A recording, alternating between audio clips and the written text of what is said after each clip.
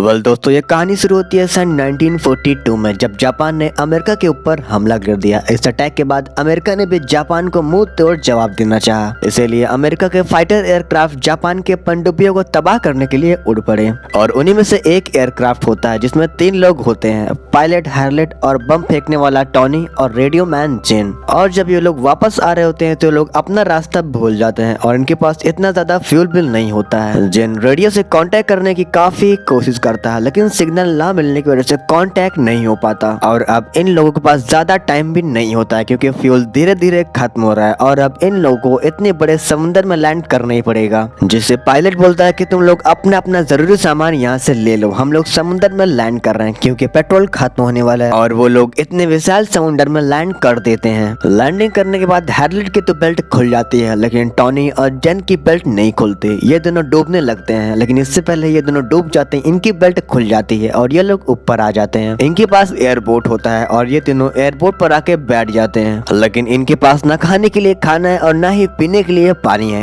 Aircraft में सब कुछ होता है, लेकिन एयरक्राफ्ट में फंसने की वजह से ये लोग कुछ भी निकाल नहीं पाते हैं। और अब ये तीनों इतने विशाल समुद्र में फंस चुके हैं जहाँ तक नजर जाए सिर्फ पानी ही पानी है और इसका कोई भी अंत नहीं दिखता है। लेकिन ये तीनों को यकीन होता है कि यूएस नेवी इन्हें यहाँ से जरूर निकाल लेगी, और ऐसा ही होता है। लेकिन इन लोगों की बोट इतनी ज्यादा छोटी होती है कि वो लोग ऊपर से देख नहीं पाते हैं, और ना ही इन लोगों के पास फ्लेवर गन होता है कि ये लोग चलाकर इशारा कर सकें। और अब ये तीनों अपनी लाइफ जैकेट को निकाल कर हिलाने लगते हैं, लेकिन अफसोस वो एयरक्राफ्ट इतना दूर होता है कि वो इन लोगों को देख नहीं पाता है और वो यहाँ से चला जाता है। और अब इन लोगों को खुद ही इतने विशाल समुद्र से बाहर निकलना पड़ेगा। हार्लेट जो कि प्लेन का पायलट होता है, वो समझ चुका था कि हम लोग यहाँ पर बहुत बुरी तरीके से फंस चुके हैं, और सबको बोलता है कि तुम लोग अपने अपने जूते उतार कर फेंक दो क्योंकि सफर बहुत लंबा होने वाला है और बोट में इतनी जगह नहीं होती कि वो लोग कुछ भी सामान रख सकें। लेकिन हार्लेट अपने जूते को नहीं फेंकता है, जिसे देखकर जेन बोलता है कि आपने अपने जूते को नहीं फेंका। जिसके बाद हार्लेट बोलता है कि हम में से किसी एक के पास जूता रहना जरूरी है क्योंकि अगर हमें कभी जमीन मिली तो हम में से किसी को चलना पड़ेगा। और इस तरह से इन लोग का पहला दिन इतने विशाल समुद्र में बिना पानी बिना खाने के बीत जाता है। और सबसे बड़ी बात, इन लोग की बोट में इतनी जगह नहीं होती कि वो लोग एक साथ तीनों सो सके, इसीलिए वो लोग एक एक बारी बारी करके सोते हैं। हार्लेट जो कि इन लोग का पायलट होता है, वो बोलता है कि क्या किसी को पानी पीना। अब ये लोग बड़े हैरानी से हार्लेट की तरफ देखते हैं, जिसके बाद हार्लेट अपने जूते में यूरिन कर देता है और वो उसको पी लेता है क्योंकि उसको पता है कि इतने विशाल समुद्र में पानी मिलना नामुमकिन है। अगली सुबह हार्लेट बताता है कि हम हवाई की तरफ जा रहे हैं जो कि 1900 मील दूर है, और हमारे पीछे जो है साउथ अफ्रीका, वो है 6000 मील दूर है। क्योंकि वो पायलट होता है इसीलिए उसको दिशाओं की अच्छी नॉलेज होती है। हार्लेट उन लोगों से बोलता है कि अगर हम लोग ऐसे ही चलते रहे तो 20 से 25 दिन में हम लोग पहुंच जाएंगे। और ये बात सुनकर ये दोनों हैरान रह जाते हैं। जिसके बाद टॉनी बोलता है कि अगर हम लोग पहुंच भी गए लेकिन उससे पहले हम लोग भूख और प्यास से मर जाएंगे। जेन बोलता है कि समुद्र में बहुत मछलियां हैं, हमें खाने पीने का कुछ जुगाड़ करना पड़ेगा जिससे हम लोग जिंदा रह पाए। और अब इन लोगों के पास जो भी सामान होता है वो उसे मिलाकर मछली पकड़ने वाला कांटा बनाते हैं और वो उसे पानी में डालते हैं। तभी कांटा हिलने लगता है और कांटे में कुछ फंस भी जाता है। तब ये लोग खींचते हैं, लेकिन तभी धागा टूट जाता है। जैन बोलता है कि कोई समंदर में हमसे भी ज्यादा भूखा है। और अब सूरज इन लोगों के सर पे होता है और तभी जैन पानी के अंदर कूद जाता है और बोलता है कि अब मैं गर्मी को बर्दाश्त नहीं कर पाता, और उसी के पीछे टॉनी भी कूदने लगता है। लेकिन तभी हार्लेट बोलता है कि मैंने सुना है कि इस एरिया में शार्क भी रहती है, और ये बात सुनते ही जैन बोट के ऊपर आ जाता है। और इसका मतलब इन लोग पानी में भी नहीं जा सकते हैं। और धीरे धीरे करके ऐसे 5 दिन बीत जाता है, और इन 5 दिन में इन लोगों ने ना ही कुछ खाया है और ना ही कुछ पिया है, और अब ये लोग बहुत ही ज्यादा कमजोर हो जाते हैं। और अब टॉनी से प्यास बर्दाश्त नहीं होता है, इसीलिए वो समुद्र के पानी को पीने लगता है। लेकिन हार्लेट उसको रोकता है और वो बोलता है कि ये पानी तुम्हारे पूरे शरीर को सुखा देगा। दरअसल ये सब यहाँ पर फंसने की सबसे बड़ी वजह होती है हार्लेट, जो कि प्लेन का पायलट होता है, जो कि वेस्ट की तरफ जा रहा होता है। और जब वो चाइना से कंफर्मेशन मांगता है कि हम लोग सही रास्ते पर जा रहे हैं क्या नहीं, तो वो ईस्ट पर जाने के लिए बोलता है। और यही रीजन थे कि वो लोग अपना रास्ता भटक जाते हैं और अब वो लोग इतने विशाल समुद्र में फंस चुके हैं। और तभी हार्लेट को याद आता है कि उसके जेब में एक पेंसिल है और वो खुश हो जाता है और वो उन लोगों से बोलता है कि हम लोग पेंसिल से मैप को बना सकते हैं जिससे हमें पता लगेगा कि हम लोग कहाँ पर हैं और हम लोग को किधर जाना है। तभी वो पेंसिल से बोट पर नक्शा ड्रा करता है, जिससे उन्हें पता चलता है कि वो लोग गलत डायरेक्शन में जा रहे हैं और हमें बोट को हवा के साथ बहने से रोकना होगा। और अब इन लोगों के पास जो भी लाइफ जैकेट होती है और जो भी सामान होता है वो सब मिलाकर एक जाल टाइप का बनाते हैं, जिससे उनकी बोट एक जगह पर रुक जाती है। और वो जब भी निकालेंगे जब बोट उसी दिशा में जाएगी जिधर हवा चल रही होगी, और ऐसा करके वो उस तरफ जा सकते हैं जिधर वो जाना चाहते हैं। जिसके बाद ये लोग प्रेयर करने लगते हैं। जिसके बाद जैन बोलता है कि हमने जिंदगी में सभी काम अच्छे नहीं किए हैं और हमें यहाँ पर आपकी जरूरत है। हार्लेट बोलता है कि समुद्र में जितनी भी नाव है उन सब की रक्षा करो और उन्हीं में से एक नाव हमारी भी है। टॉनी बोलता है कि यहाँ पर सबसे ज्यादा जरूरी है पानी, प्लीज कृपया करके पानी बरसा दे। और अब रात हो जाती है, सब लोग सो जाते हैं और तभी बारिश होना शुरू हो जाती है और काफी दिनों के बाद इन लोग थोड़ा सा पानी पिए जिससे इन लोग को थोड़ा राहत फील होता है, क्योंकि इन लोगों की बॉडी डिहाइड्रेट हो चुकी थी। और अगले दिन हमें दिखाया जाता है कि जैन कई दिनों से मछली पकड़ रहा होता है लेकिन एक भी मछली नहीं पकड़ पाता, जिसके बाद हैलेट उसको बोलता है कि मैंने तुमसे ज्यादा पेशेंट रखने वाला फिशरमैन आज तक नहीं देखा, जिससे वो फ्रस्ट्रेट हो जाता है और चाकू निकाल लेता है। जिसके बाद हैलेट बोलता है कि तुम्हें मैंने कितनी बार मना किया कि चाकू को अपने जेब में रखो, क्योंकि यही एक ऐसी चीज है जो हमारे राफ्ट को छेद कर सकती है। लेकिन जैन कोई भी बात नहीं सुनता है और वो पानी में मछली का इंतजार करने लगता है और जैसे ही मछली नजर आती है वो उस पर वार कर देता है। जैन को लगता है कि वो राफ्ट पर चाकू मार दिया, जिससे वो बोलता है कि मैंने गलती से राफ्ट पर चाकू मार दिया है, जिससे हैलेट बोलता है कि चाकू को मत निकालना वरना राफ्ट में पानी भर जाए और हम अपनी राफ्ट को भी खो देंगे। लेकिन जैन देखता है कि वो एक शार्क के बच्चे के ऊपर चाकू मारा हुआ है, जिसके बाद वो उसको ऊपर खींच लेता है और ये सब लोग मिलकर उसको पकड़ लेते हैं। और ऐसा करके ये लोग पूरे एक हफ्ते बाद खाने का एक निवाला अपने मुंह में डालते हैं, जिससे इन लोगों को बहुत एनर्जी मिलती है। जिसके बाद हैलेट बोलता है कि मुझे अपनी वाइफ की याद आ रही है और वो इन दोनों से भी पूछता है कि क्या तुम्हारी शादी हो गई है। जिसके बाद टॉनी बोलता है कि मेरी एक गर्लफ्रेंड है और जेन बोलता है ना ही मेरी शादी हुई है और ना ही मेरी कोई गर्लफ्रेंड है। और तभी ये लोग देखते हैं बहुत सारी शार्क इनके बोट के नीचे आ गई है। दरअसल जब ये लोग शार्क के बच्चे को मार रहे हो तो उसका कुछ खून पानी में गिर जाता है, जिसके स्मेल से ये सारे शार्क यहाँ पर आ जाते हैं। लेकिन इन लोगों की किस्मत इतनी अच्छी रहती है कि शार्क इन पर हमला नहीं करती। दरअसल साउथ पैसिफिक शार्क के लिए काफी मशहूर रहता है। और अब इन लोगों ने खाना खा लिया और पानी भी मिल चुका है, लेकिन जैसे जैसे दिन बीतते जाते हैं ये लोग फिर से कमजोर होने लगते हैं। और एक रात को जब जैन पानी में हाथ डाल के बैठा हुआ रहता है तो एक शार्क इस पे हमला कर देती है, लेकिन इसकी किस्मत अच्छी रहती है, वो बच जाता है और उसका थोड़ा सा हाथ जख्मी हो जाता है। और अब 15 दिन बीत जाते हैं जहाँ पर हम देखते हैं कि टॉनी के हाथ में गंद है, जिसे जेन बोलता है कि तुम मुझे चुप्पे से गंद दो और शोर मत मचाना। और तभी देखते हैं कि उनके राफ्ट पर एक पक्षी बैठा हुआ है और वहीं पास हैलेट सो रहा है। जेन उस पर गोली चलाता है और गोली उस पर लग भी जाती है, लेकिन पक्षी समुद्र में जाके दूर गिरती है। हैलेट जब ये देखता है कि उन लोगों ने पक्षी को मार दिया तो उसको लेने के लिए समुद्र में कूद जाता है। और जैसे ही वो पक्षी को उठाता है तो वो देखता है कि उसके पीछे एक शार्क आ रही है, लेकिन इससे पहले शार्क उस तक पहुंच पाती है वो राफ्ट के ऊपर चढ़ जाता है और शार्क इनके नीचे से निकल जाती है और इस तरह करके हैलेट बच जाता है। और अब इनके पास एक बार फिर से खाना है। 15 दिन में ये दूसरी बार है जब इन्हें खाना मिला, लेकिन जैसे जैसे दिन बीत रहे होते हैं इनके दिमाग में असर पड़ रहा होता है और इन लोगों को अजीब अजीब सपना आ रहे होते हैं। और ऐसा करते करते पूरे 20 दिन हो जाते हैं और जब हैलेट सुबह उठ के देखता है तो कोई भी ड्यूटी पर नहीं होता, यानी कोई भी हवा का रुख नहीं देख रहा होता है। इस बात पर हैलेट गुस्सा हो जाता है और वह बोलता है कि तुमने मेरा कोई भी ऑर्डर नहीं माना। जैन बोलता है कि यहाँ पर देखने लायक कुछ भी नहीं है, वैसे आज तक हमें आइलैंड तक पहुँच जाना चाहिए था। जिसके बाद हैलेट बोलता है कि मेरे दिमाग में एक रॉ पिक्चर है और ये सब सुनकर ये दोनों हैरान रह जाते हैं। वो कहते हैं कि रॉ पिक्चर, यानी कि हैलेट को अभी भी पूरी तरीके से कंफर्म नहीं है वो आइलैंड कहाँ पर है। जैन कहता है कि तुम्हारी वजह से आज हमें इतने बड़े समुद्र में लैंड करना पड़ा कि तुम्हें पता नहीं चला कि हम लोग कहाँ पर हैं। तुम हमें हमारे शिप से बहुत दूर ले आए और इसीलिए हम लोग को समुद्र में लैंड करना पड़ा। और हैलेट भी ये बात को एक्सेप्ट करता है, क्योंकि जब वो हवा में था तो उसे कुछ पल के लिए नींद आ गई थी और वो बहुत दूर निकल चुका था, आउट ऑफ रेंज हो चुका था और पेट्रोल भी बहुत कम था, इसीलिए उन्हें समुद्र में लैंड करना पड़ा। यानी कि ये सब के पीछे गलती सिर्फ हैलेट की होती है। हैलेट को ये बात से बहुत पछतावा होता है और वो इन दोनों से माफी भी मांगता है। उसकी आंखों में आंसू भी होता है। जैन उस लाइफ बोट को उठाता है और बोलता है कि अब यही रास्ता है हम लोग का घर जाने का। और तभी हैलेट को एक आइडिया आता है। उसके पास जो सोर्स होता है वो उन्हें चाकू से काट कर चप्पू बना देता है ताकि वो लोग जिस दिशा में जाना चाहे वो उस दिशा में वो जा सके। टॉनी बोलता है कि जो भी सबसे पहले आइसलैंड को देखेगा उसे बाकी 2 लोग डिनर कराएंगे, वो भी उसके मनपसंद जगह पर। लेकिन इनकी मंजिल इतनी भी आसान नहीं होती और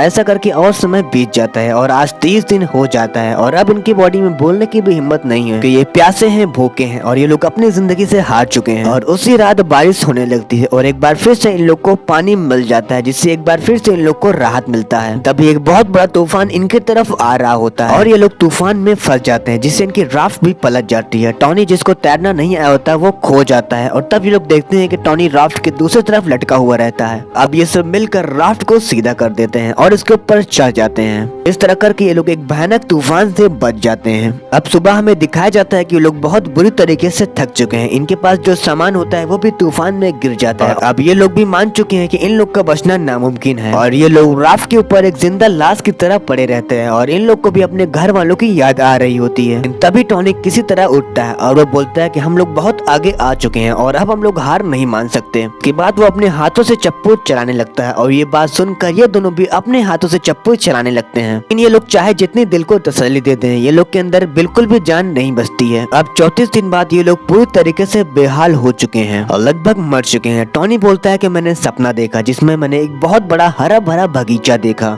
इसके बाद हैरल्ड बोलता है कि मैं ये सपना कई बार देख चुका हूँ और वो समुद्र से पानी लेकर पीने लगता है। दरअसल अब वो भी मान चुका है कि अब इनका बचना नामुमकिन है। और तभी जिन बोलता है कि मेरे सामने कुछ हरा भरा दिख रहा है और तब ये लोग उठकर देखते हैं तो वो एक आइलैंड होता है जिसे देखकर ये लोग बहुत खुश हो जाते हैं और इन लोग को लगता है कि शायद हम लोग बच जाएं। और ये सब देखकर उनकी बॉडी में बहुत सारी एनर्जी आ जाती है और ये तीनों अपने हाथों से जोर जोर से चप्पू चलाने लगते हैं और कुछ ही पल में ये लोग आइसलैंड तक पहुंच जाते हैं। और आज 34 दिन बाद ये लोगों ने जमीन पर कदम रखा है और इनके सामने जो झोपड़ी होती है और ये दोनों उसी तरफ चल पड़ते हैं और इस तरह ये तीनों 20 फरवरी सन 1942 को आइसलैंड तक पहुंच जाते हैं। इन तीनों की जान इसलिए बच गई क्योंकि इन्होंने कभी हार नहीं मानी। सिचुएशन चाहे जैसी भी इन लोगों ने डट कर सामना किया जिसके चलते इन लोग की जान बच गई और ऐसा करके मूवी खत्म हो जाती है। ये कहानी एक सच्ची घटना पर आधारित है और लास्ट में हमें इन तीनों की एक रियल पिक्चर दिखाई जाती है। अगर ये कहानी आपको थोड़ा सा भी पसंद आती है तो चैनल को सब्सक्राइब और वीडियो को लाइक